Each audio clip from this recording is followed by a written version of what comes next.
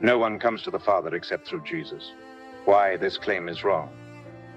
Christians often shout one verse, "No one comes to the Father except through me." John 14:6. They use this verse to claim three things. Jesus is God. Jesus is the only way to God for all people. Anyone outside Christianity is lost. All three claims are wrong. Let's examine why carefully and honestly. 1. What Jesus actually meant.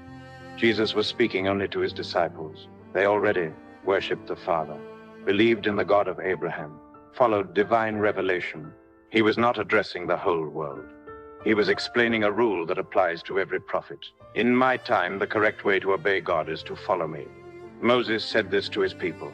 Jesus said this to his people. Muhammad said this to humanity. Following a messenger never means worshiping the messenger. 2. Through Jesus does not mean Jesus is God. In the Bible, through someone means accepting their message, obeying their guidance, following what God sent through to them. Jesus himself explains this principle.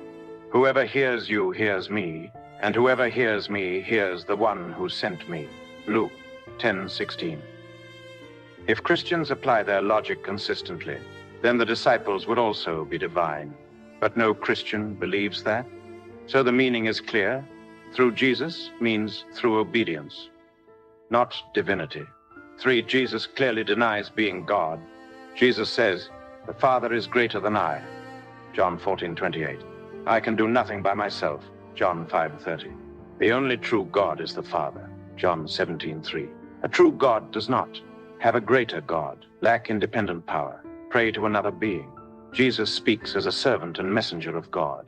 4. The question Christians cannot escape. Ask one simple question. Did Abraham come to God through Jesus? Did Moses come to God through Jesus? Did Noah come to God through Jesus? The answer is no. So either God abandoned his earlier prophets, or coming through Jesus, applied only during Jesus' mission. Islam is consistent. Christian theology is not. Jesus defines salvation as obedience to God. Jesus says, "Not everyone who says, 'Lord, Lord,' will enter the kingdom, but only the one who does the will of the Father." Matthew 7:21. No Trinity, no crucifixion doctrine, no divine sonship, only obedience to God. 6. Why this belief blocks people from Islam. This belief turns Jesus from a guide into a gatekeeper. Once someone believes, "I can only reach God through Jesus," they will automatically reject Muhammad, the Quran, Islam, not because of evidence, but because their mind is already locked. This is how prophets are turned into barriers instead of bridges. 7. Islam restores the truth. Islam teaches every prophet guided to God in his own time. No prophet replaces God. No prophet blocks later revelation. Then came Muhammad, not for one nation, not for one tribe, but for all of humanity. He is the final prophet, the seal of prophethood, the messenger to the entire world, because his message is final and universal. He is the best of creation, not by divinity, but by mission, mercy, and perfection. 8. Let the heart taste who he was. Hassan ibn Thabit was a companion of Prophet Muhammad. He lived in his time, met him, saw him with his own eyes, heard him speak. He wrote poetry during the Prophet's lifetime, defending him and praising his character.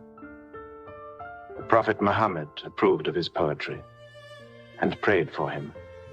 These lines are only a small glimpse, a taste of the Prophet Muhammad from someone who knew him personally and witnessed his beauty, character, and greatness firsthand. Listen carefully. Words inspired by Hassan ibn Thabit. "I have never seen with my eyes anyone more beautiful than Muhammad. No woman ever gave birth to one more perfect than him. He was created free from every flaw, as if beauty itself was shaped by his form. When he spoke, truth rested on his tongue. When he walked, dignity followed him. The sun never rose upon a better man, and the earth never carried one more noble.